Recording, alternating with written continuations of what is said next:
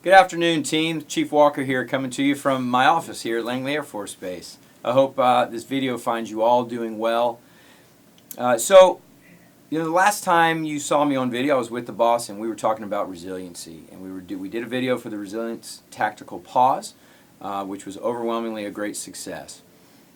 One bit of feedback we took out of that, though, and something we're very aware of, is that we can't just talk about resiliency once a year. We've got to make resiliency a topic that we continue to talk about and keep on the forefront of your mind and everyone else's mind in the wing. And so that's really why we're here today.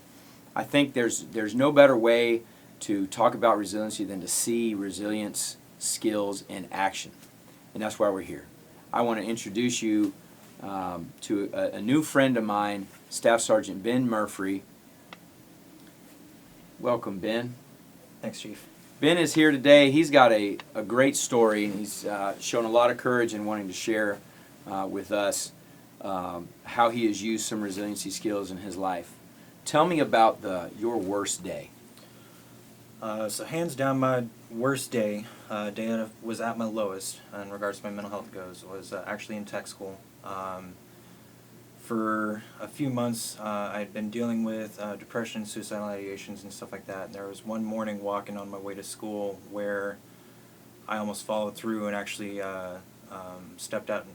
attempted to step out in front of a semi-truck on base. And as you and I have kind of talked about, I'm not much of a believer or nothing, but my shoelaces were actually untied. I was standing on my shoelaces. It kept me from walking out in front of the truck. And so, yeah, it was just a really, really low day that day. Yeah, and so at that point, man, you were committed to seeing this thing through, and we kind of laugh now with the shoelaces stopped you. Yeah. And you kind of said to yourself, I've got to, the realization that you needed some help, right? So can you talk to me a little bit about, into the wing, about what that looked like for you and how you came to seek out somebody to talk to? Yeah, absolutely.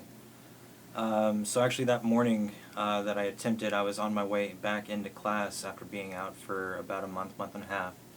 And I was on my way to go in and actually retake a test that I had failed.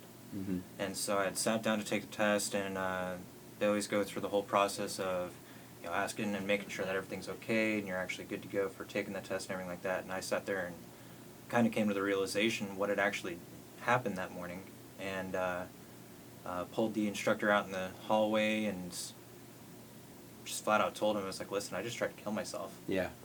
And took me back into the back office and talked to some of the leadership there, and ended up pulling myself out of training for a couple months, and went to mental health that day.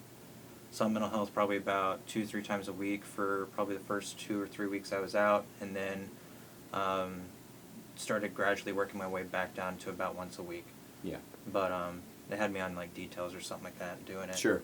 But And so somebody stepped in, and so I want to kind of move in that direction now as we talk about, General Hawk, the 16th Air Force commander, has coined this phrase, first sergeant, and not a diamond wearer, but who is the first sergeant in your chain of command? Who is that first NCO, that touch point? For you, it was this instructor. Can you just, with your story, talk about the importance of that person and how it impacted you being here? right, and as you and I had kind of talked, Chief, I had been dealing with different issues for years, and had done a lot of suppression of my emotions and didn't really know how to cope with a lot of stressors in my life. And when this day arose and I was taken back to the back offices to talk to people, of course, knowing that I could go to my instructor and being able to identify the fact that I was struggling, Yeah. and have it taken past there, he actually took me back, and I remember still, it was Sergeant Zingley, Mm-hmm. sitting in the back offices over at Goodfellow, and took the time to sit down and really talk through everything that was going on and make sure that everything was actually okay, and helped me actually develop out my game plan for what I wanted to do to take care of my stuff. And when it came down to it, regardless of who it had been, it just comes down to knowing how to identify when somebody's actually not doing all right. Right. Right, which can be tough. Yeah.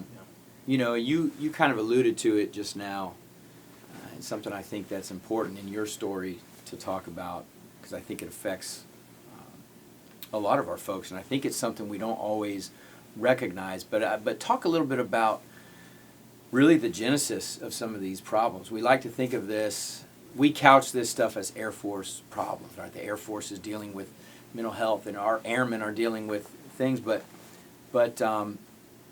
this goes back a lot further than just when you were in the Air Force. And can you share a little bit about that? Yeah, absolutely, Chief.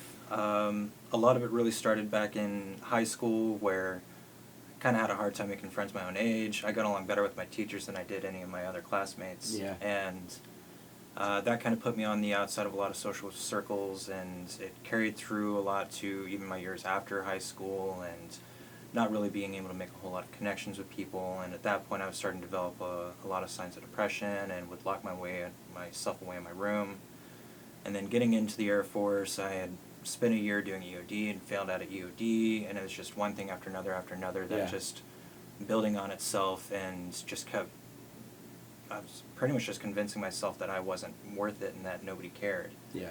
And convinced myself that there was nobody that could understand what I was going through, and came to the realization through my work with the mental health at Goodfellow, was that the likelihood of me ever being the only person that was ever dealing with these issues is so low. Yeah. That's such a great point. Yeah. And it's, once I started to realize that, and started to realize that I wasn't the only one that I was dealing with a lot of this stuff, it helped me actually be okay with starting to talk about it with some of my peers. Yeah. And you found that useful once you were Yeah. able to start really opening up and talking about that. You know, can you? There's going to be a lot of people watching this video across our wing. What would you? What advice would you give somebody right now as we kind of wrap this up, that is maybe dealing with some things that you've dealt with and has not been actively looking for help? So it used to frustrate me what my mom would say, that it'll always get better, no matter how bad it gets, or it'll always get better. And looking back on it now, it's true, because even within the last month I've been dealing with some pretty heavy stuff, and I've been able to work through it, and it does always get better. And as I was mentioning earlier, Chief, it's not likely that you're the only person that's ever dealt with your specific scenario, or specifically what you're dealing with. And knowing how to talk about it and who to talk to about it, and honestly just having a conversation can literally make or break, or make a difference.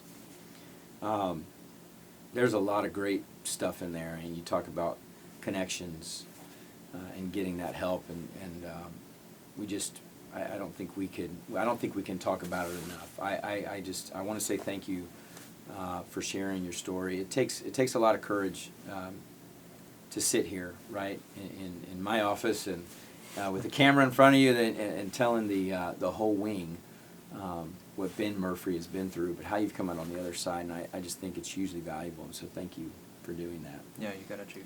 And you know, as we leave you, what I would ask is, I've gone around the wing now, and you guys have all heard me talk about the decision that the enemy has to make every day, right, as to whether they're going to challenge the United States of America. And the decision is continually no, and we want to keep it no because of guys like Ben here who have decided to take it upon themselves to be strong, to search for help, to use those resiliency skills to keep themselves in the battle space, right, and to just be great airmen and great people, which is what our Air Force is made of. And so I thank you all. Thanks for taking the time to watch, and I encourage you out, if you're someone out there who has a who has a similar story or a story of resiliency that you'd like to share, man, please let us know as we get out. I think there's great value in our airmen telling their stories to other airmen. Because like you said, he's not the only one going through this. You're just not. You're never the only one going through it. So thank you for everything you do. On behalf of Colonel Pearson and myself, we appreciate you all. Thank you.